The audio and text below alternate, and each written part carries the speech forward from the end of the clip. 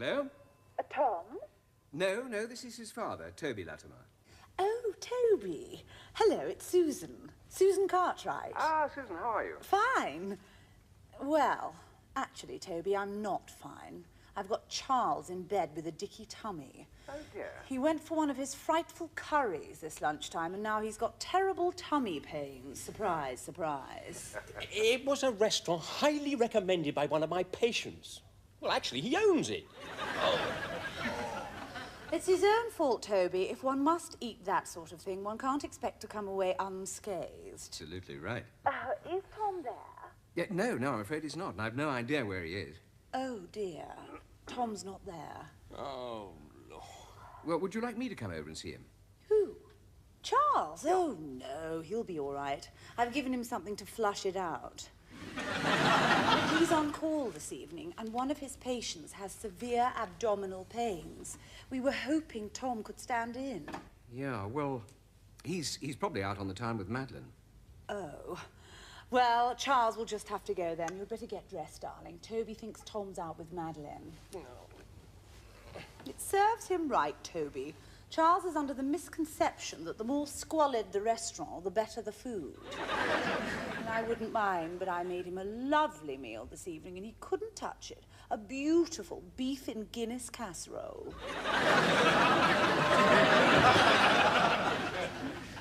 It sounds delicious. Anyway, would Charles like me to go over? Oh, no, Toby, we couldn't drag you out. Hang on, I'll ask Charles. Darling, Toby's very kindly offering to go and see Mrs. Davis. Have a word with him. Toby?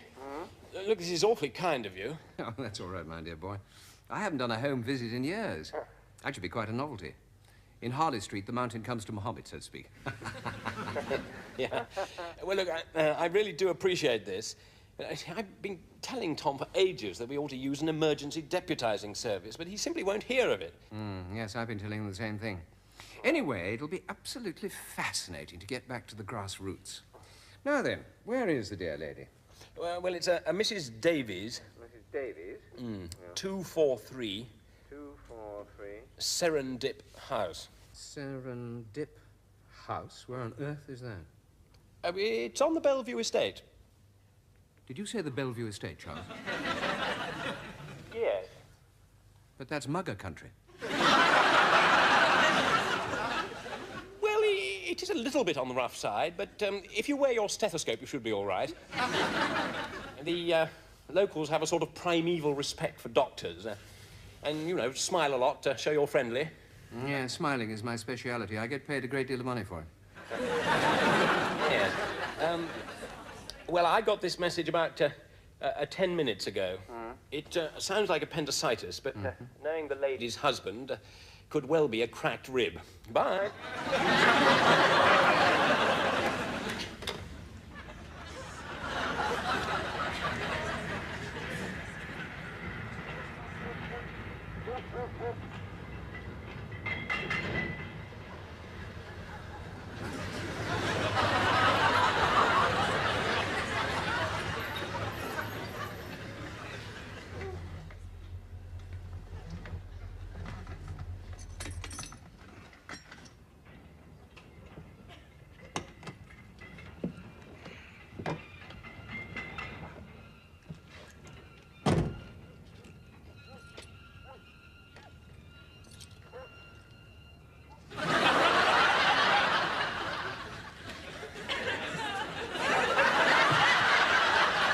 Good evening. I'm a doctor.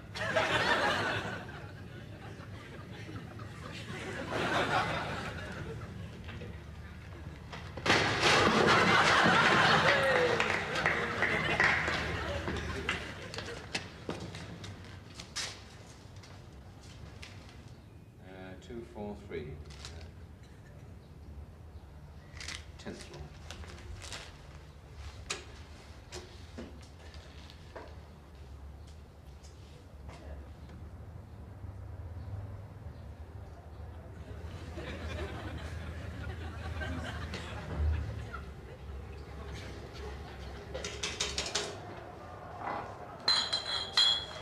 Oh, excuse me. Yeah, Is the lift working? I wouldn't know, mate. I never use it. Mate.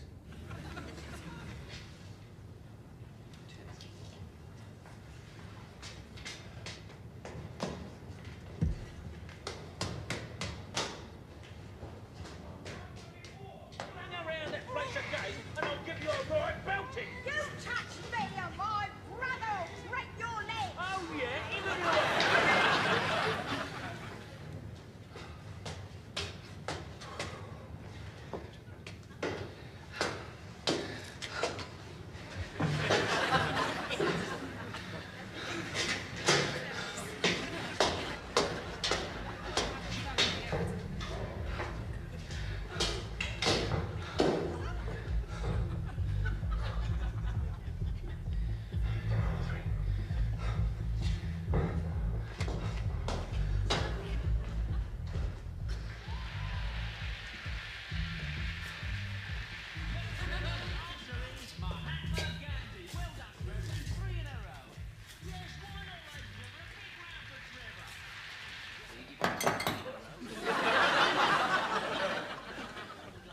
Someone at the door, Brenda. Could be the doctor, love.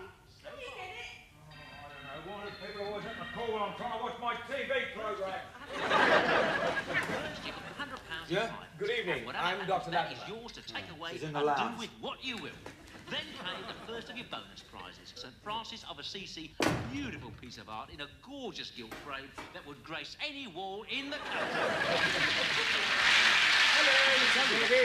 You've got the set of golf clubs and the giant panda. Are you a sporting man, Trevor? Well, not since I got married. I'm I don't Dr. have the Latimer. time. Dr. Cartwright, I'm afraid, is a little bit off colour tonight himself. Thank you, Doctor. I'm sorry to drag you out. I've got this pain. Here, Brenda, if you answer this one, we can go for the jackpot. Mr. Davies, do you think you could turn that down a bit, please? Look at you. Thank you so much. But now, back to Now, my dear, let's have a look at you.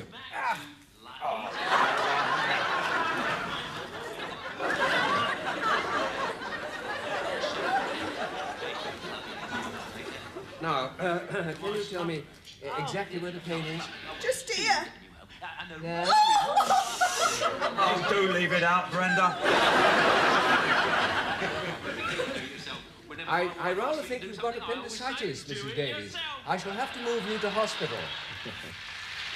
Have you got a telephone, Mr. Davies? Mr. Davies, have you got a telephone? Yeah, down the street, on the corner. It's probably been vandalised by now. No, love. It was working earlier on when I went out to ring for Dr. Cartwright. That's going to be your best bet, Doctor. I'll go myself, only he's going for the jackpot. Look.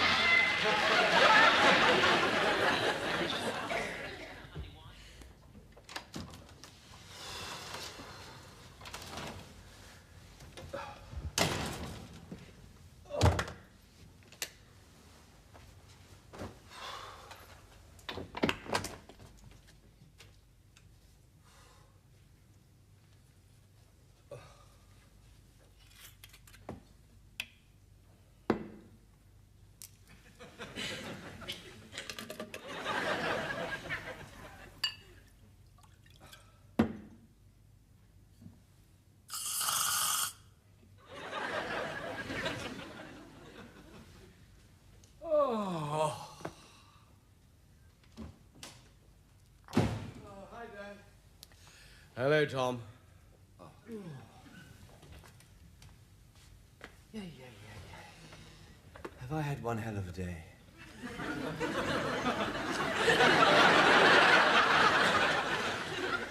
You are not the only one. Tonight, Thomas, I have had the most harrowing experience of my entire existence. You didn't lose at bridge again, did you? No. I have been working, as a matter of fact. I've been making what is known as a home visit. Where? At Dorchester? No. I've been visiting a Mrs. Davies who resides with her Neanderthal husband on the charming Bellevue estate. She has severe appendicitis, so I took her to St. Winifred's. Why? Because she has appendicitis.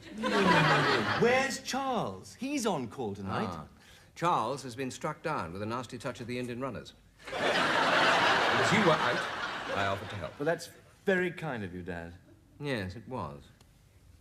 Oh, God, if I'd known what it was going to be like. That poor woman lives in the most appalling conditions with this monster of a husband on the 10th floor of a high-rise block. The lift doesn't work. I shouldn't think the husband does either. I tell you, Tom, I have never seen anything like it. Well, you ought to do more of my calls. About 60% of my patients live like that. Well, the sooner you get out of general practice, the better. It's so depressing. Well, I don't find it depressing. You don't? No. Oh, I have to confess that tonight was a real eye-opener for me. I mean, one doesn't realize how some people have to live. I admire you, Tom. I couldn't do what you do. Well, I couldn't do what you do. You're one of the leading skin specialists in the country. In Europe, actually. Yeah. Well, there you are, then. But, I mean, all those night calls, why don't you and Charles use a deputizing service? I mean, you get so much more free time. Well, deputies come expensive. Anyway, I like our patients to be seen by people they know. Oh, Mrs. Davies didn't know me. I must say, she rather enjoyed being taken to hospital in a roller. I'll bet she did. Well, I mean, if I hadn't been here, Charles would have had to get out of his sickbed with you running around town with Madeline, and if you had a deputizing service, there'd be no problem. Yes, as it happens, I wasn't running around town with anyone.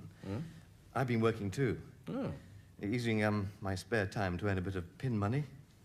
You sound like the Avon lady. Dad, we GPs don't earn a great deal, especially when you're supporting ex-wives and they're grabbing solicitors. Sometimes we have to supplement our income. Yeah. So, what have you been doing? Well, it doesn't matter. Oh, go on, you can tell me. You've got a newspaper around?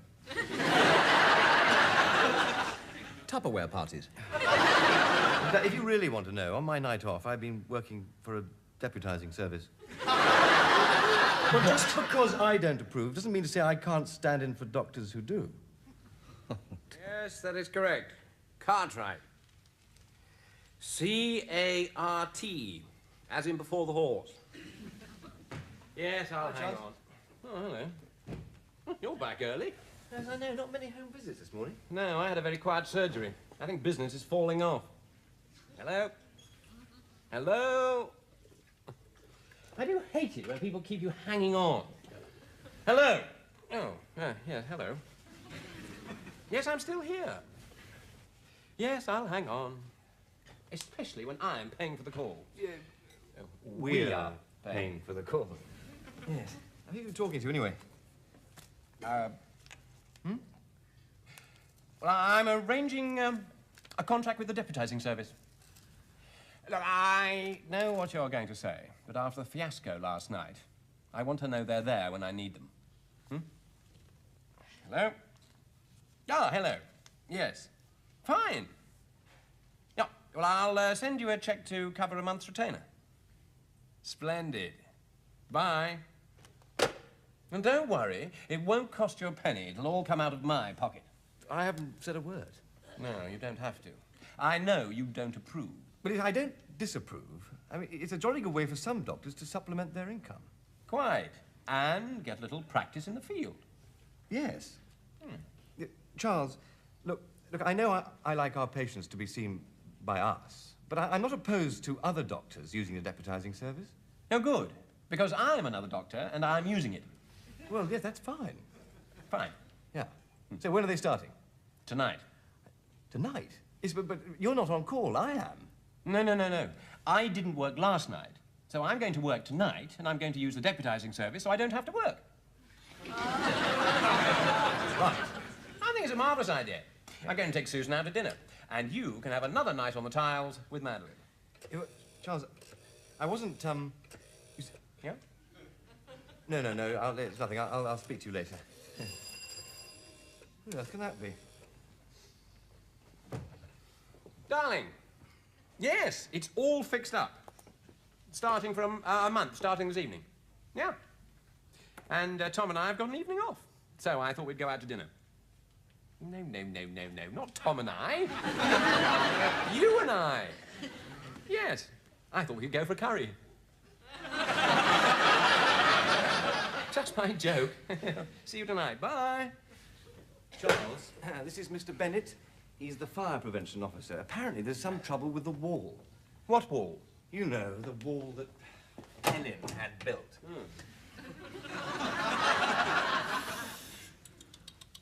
Oh, dear, oh, dear. That wall has got to come down, sir. Why? I mean, it's just a bricked-up door. Oh, no, sir. There's a bricked-up fire exit in contravention of the conditions of the fire certificate, issued in accordance with the Fire Precautions Non-Certified Regulations of 1976. Statutory Instruments 1976, number 2010. Well, to be perfectly honest, Mr. Bennett, we didn't realise it was a fire exit. Well, it is, and that wall has got to come down, sir. Yeah, but Mr. Bennett, if there is a fire, surely people can leave by this door. Yeah. Oh, dear, oh, dear. The fire might be emanating from here, sir. Poor little lady sitting here. Smoke, fire, panic, looks for escape. Sees a door. Rushes for sanctuary. Oof, straight into a brick wall. It's not only unpleasant, sir, but it's highly irregular. That wall has got to come down. I think he's right, Tom. Well, you can tell that to the person who put the ruddy thing up. My ex-wife.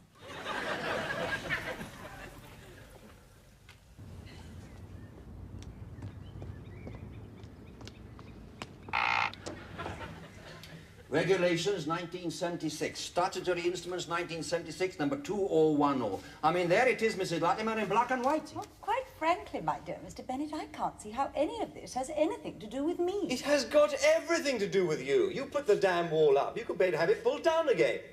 Do you mind? I'm talking to the engineer, not the oily rag. Mr. Bennett, why don't we discuss this over a glass of sherry? Or are you like policemen? Pardon? Perhaps you're not allowed to drink on duty. Oh, no, we're not like policemen. A glass of sherry would be most acceptable. Besides, I'm too short to be a policeman. What? Do come through. Good Lord. She's getting more and more like Mrs. Thatcher. Don't say that. Why? It's unfair on Mrs. Thatcher. Do sit down, Charles. Now, Mr. Bennett, what would you like? Amontillado? No, sherry will do fine. Charles, are you going to join us? Oh, no, I'm fine, thanks. Now, Mr. Bennett, perhaps you'd be good enough to clarify a couple of little things for me. Certainly, Mrs. Latimer. That is what I am here for. The door is a fire exit from the surgery, correct? That is correct, Mrs. Latimer. And under the law, the wall must come down. That's right, Mrs. Latimer. In accordance with the fire regulations. There you are, Helen. Straight from the horse's mouth. Well, if that's the law, the wall has to come down. One must respect the fire regulations. I'd better get in touch with my little builder. Another sherry, Mr. Bennett. Oh, thank you. And may I say what a pleasure it is to deal with someone so cooperative. Oh, one has no choice. One must accept one's responsibilities. It's very commendable. Here.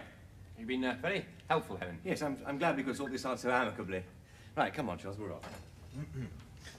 Oh, yes, by the way, Helen, could you get your builder to liaise with us so he's not demolishing the wall during surgery hours? Goodbye, Mr. Bennett. Oh, bye, sir. There's just one little thing. Oh, yes?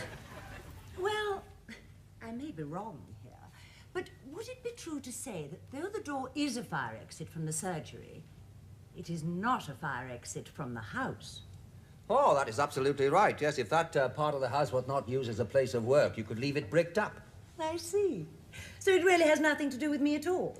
I mean, if my ex-husband and Dr. Cartwright wish to continue using the surgery, then it's their responsibility, in accordance with the fire regulations. Of course, I may be wrong. Perhaps I should check with Harvey. Who's Harvey, your builder? No, my solicitor, Harvey F. Kramer. He's terribly good. Isn't he, Tom? Yep. She's so clever. Well, she is. She ran rings round us. Stop smoking. It's dangerous. You'll give yourself a coronary. You're the one that's heading for the coronary. Just calm down. I never knew that was a fire exit. Well, it is. And it's got to come down. It'll cost a fortune. Look, I'll take it down myself. We can do it together on Sunday. Sunday? Well, no, I can't. Susan and I are invited out to lunch. I can help you on Saturday. Saturday? Look, I'm playing in a tennis tournament on Saturday. Oh, I'll put it down myself. It can't be that difficult. Ruddy wall. Ruddy fire exit.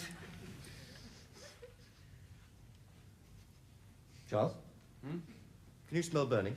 Yeah. Hey, listen a bit!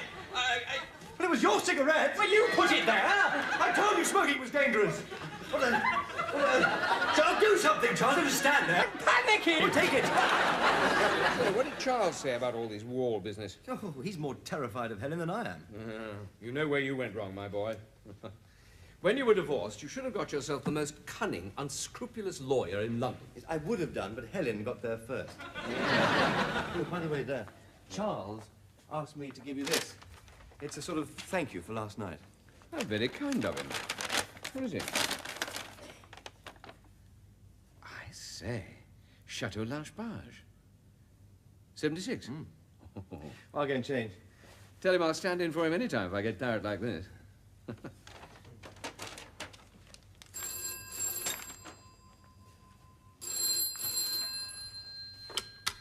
Hello? Yep. Oh, Tom Latimer. Yep. Yep. Yeah, all right. Hang on a minute. I'll ask him. Tom? Yeah? It's the deputizing service. They realize you're not on duty tonight, but one of the relief doctors has gone ill, and could you stand in? Yeah, why not? Hello? Right. Yep. Okay, thanks. I don't believe it. What? Which one of our own patients? I'm standing in for Charles. Well, maybe you'll get a bottle of claret.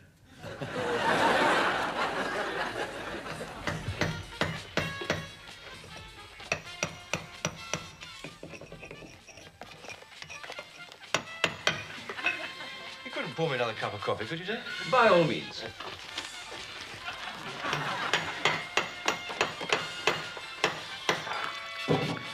Fancy having a go? In a word, no. You see, I'm not a builder. I'm a builder's mate. Well, it's jolly nice of you to come and keep me company. That's all right. That's what we mates are for.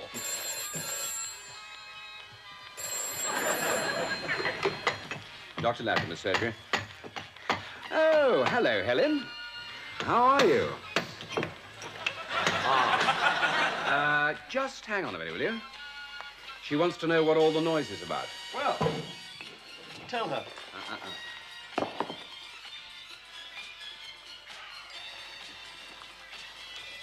Hello, Helen. What is that frightful noise coming from your surgery? Oh, I'm terribly sorry. Dad, turn the radio down, will you? The music's disturbing Helen. I mean the banging. Oh, that. No, I'm knocking the wall down in accordance with fire regulations. But what about the mess? Oh, no, don't worry about that. I've got dust sheets all over the surgery. I'm talking about my side. Yes, good idea. I'd put something down if I were you. You'd better be through by 12:30. I've got guests coming to lunch. Whoops.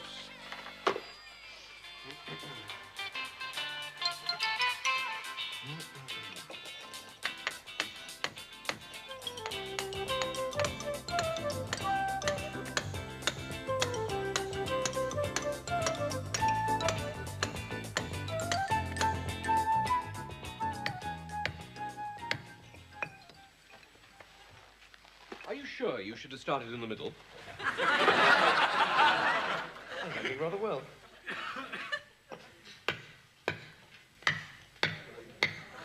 I've had enough of this. You can pack up and go home. I'm sorry, but I can't stop now. I've reached a very delicate part of the operation.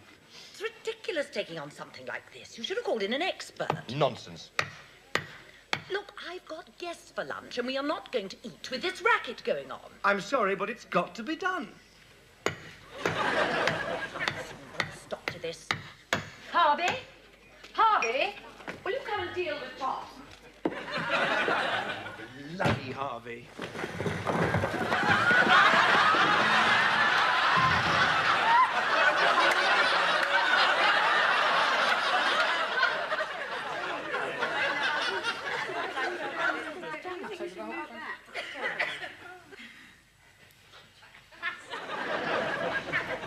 Afternoon. Harvey!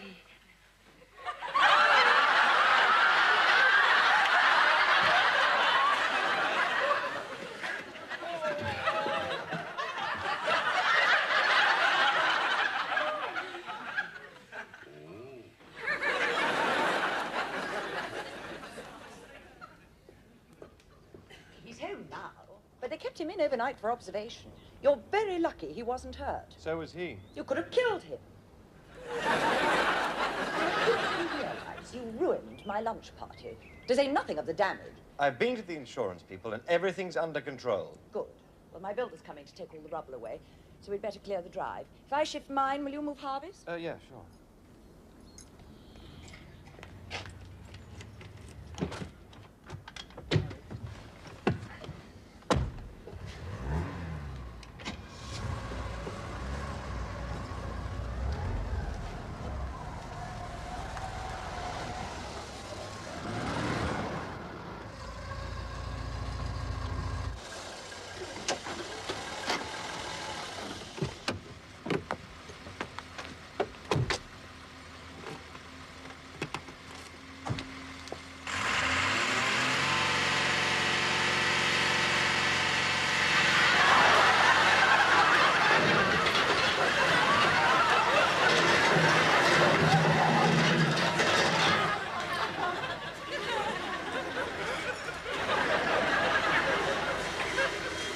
Honestly, Dad, if I'd parked the car 2 feet further back, bingo, I'd have been squashed.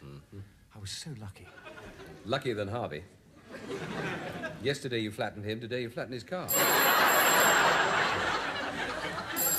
You're a walking disaster area.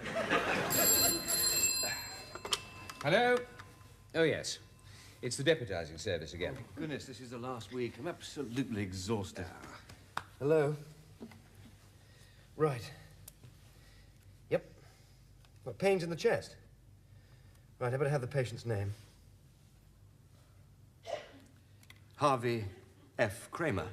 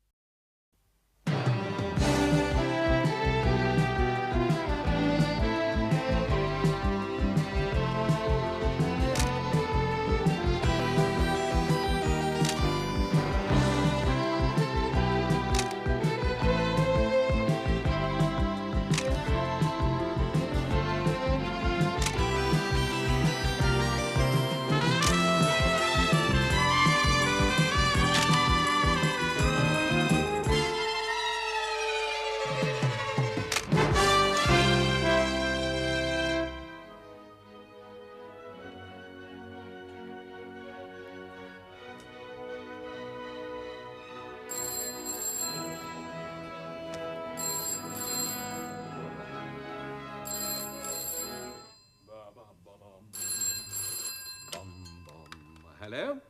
Tom? No, this is his father, Toby Latimer. Oh, Toby. Hello, it's Susan. Susan Cartwright. Ah, Susan, how are you? Fine. Well, actually, Toby, I'm not fine. I've got Charles in bed with a dicky tummy. Oh, dear. He went for one of his frightful curries this lunchtime, and now he's got terrible tummy pains. Surprise, surprise. It was a restaurant highly recommended by one of my patients. Well, actually, he owns it.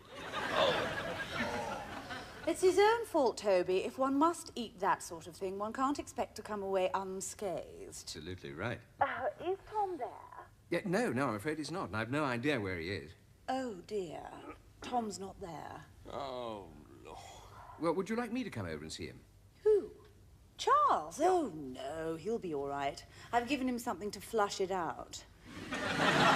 He's on call this evening, and one of his patients has severe abdominal pains. We were hoping Tom could stand in. Yeah, well, he's probably out on the town with Madeline. Oh. Well, Charles will just have to go then. You'd better get dressed, darling. Toby thinks Tom's out with Madeline. No. It serves him right, Toby. Charles is under the misconception that the more squalid the restaurant, the better the food. And I wouldn't mind, but I made him a lovely meal this evening, and he couldn't touch it. A beautiful beef in Guinness casserole.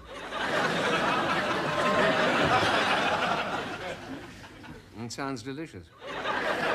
Anyway, would Charles like me to go over? Oh, no, Toby, we couldn't drag you out. Hang on, I'll ask Charles. Darling, Toby's very kindly offering to go and see Mrs. Davis. Have a word with him. Toby, look, this is awfully kind of you. Oh, that's all right, my dear boy. I haven't done a home visit in years. That should be quite a novelty. In Harley Street, the mountain comes